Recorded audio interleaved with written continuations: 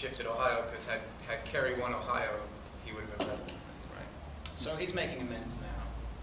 And doing a good job. But it's great. It's definitely an example of all bad things result in something good, because having a sort of consciousness like that goes across all of those states where probably, I mean, I hate to say it, but I mean, probably a lot of gay people would just leave, you know, and come to Los Angeles or New York or something like that, to raise awareness in all of those states and say, wait a second, you know, have a voice. I think that's I think Ken would really also, something. you know, we would much prefer him fighting for us like he is now than not. I mean, he was very vocal in New York, and that was very helpful to the passing of marriage equality in New York. No, Ken is fighting incredibly hard. Yeah.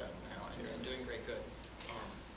But you know, what you said, like it was all it was a horrible thing, Proposition 8. You know, it was really hurtful. But I always say, on the other side of that, it broke a new generation of civil rights activists. This energy was not here in September of 2008. Yeah.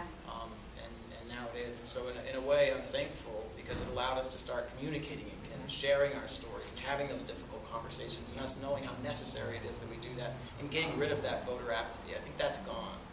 Right, because a lot of people just thought, oh, it'll pass, I don't need to vote, but I don't want to participate. Right. And now they feel a bit guilty, you know, like, oh, I should have thought about that more. Yeah. Well, it's also a massive disconnect between what truth is and what a bumper sticker tells you. Yeah.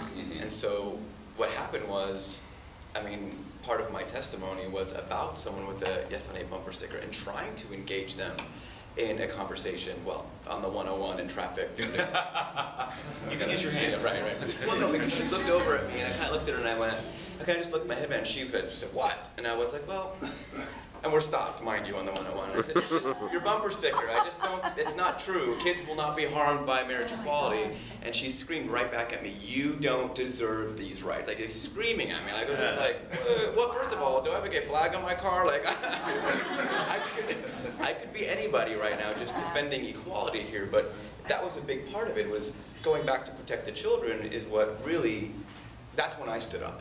And I went, stop it, wait a second, because, you know, between us, we have 5 nieces and nephews. All of them know, 6. Who did I miss? Sean. I missed Sean. And honestly, the best way to put it, without going into a long story about how much this generation of kids is okay with this, is my niece just graduated from grammar school, and I said, what do you want for graduation? She goes, I want you to take me to Gay Pride in San Francisco. You know, like seriously, she's like, and she literally was like, I mean, that was her, she goes, I don't understand why you have to fight this. I don't understand why this is a big issue, so I want to support you. I want to be there with you. I want to check this out. And so we see that the tides are changing, but this whole concept of truth versus reality, or truth versus, you know, these bumper sticker campaigns, and that's the lesson we learn, is that apathy, I think, led us to sit back a little bit and say, yeah, we know it's not true, but everyone else started saying, you know, I'm going to use that to validate this bias. I'm going to use this to validate what my faith tells me is wrong. And so when we ask people post Prop 8, like, they're like, oh no, well, we heard that kids will X, Y, Z, or we heard this. Like, and I actually got a call from the Yes on 8 campaign just before the vote.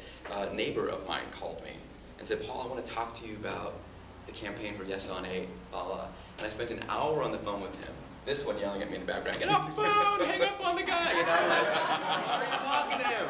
And I went through every single legal argument, every single moral argument, and every single faith-based argument with him.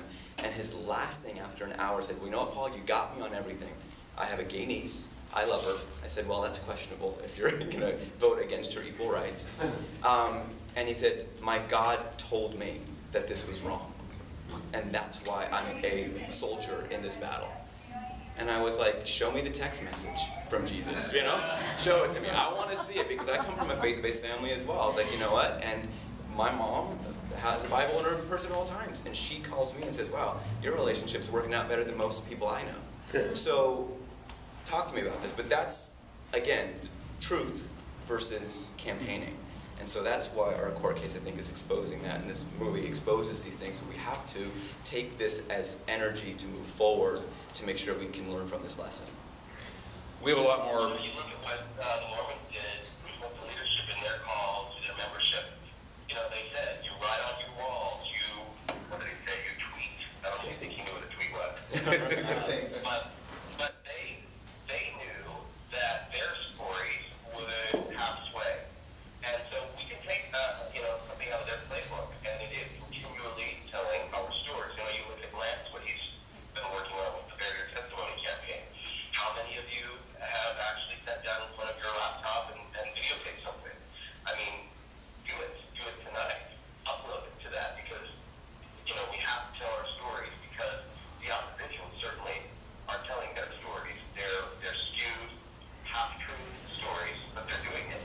And, they are having less and less sway. But Michelle Bachmann is doing well with her base, because she is taking this tack.